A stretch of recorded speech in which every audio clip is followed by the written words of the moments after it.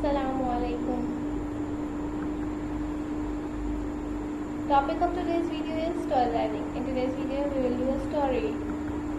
Story number 8. Try again. Story number 8. Let's read. Try again.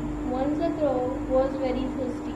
He flew from place to place in search of water, but all in vain. He could not find even a drop to drink. He did not lose heart. After some time, he saw a picture. He looked into it. It was half full of water. His beak could not reach it. He hit upon a plant. He flew to a nearby hill and brought pebbles in his beak. This he dropped into the pit.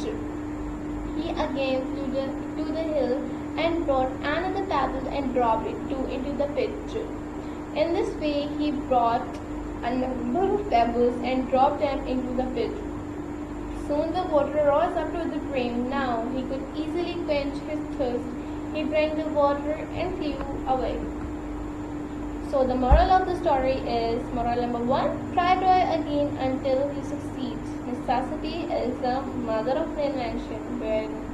Where there is will, there is a way. Don't forget to like, share and subscribe our channel.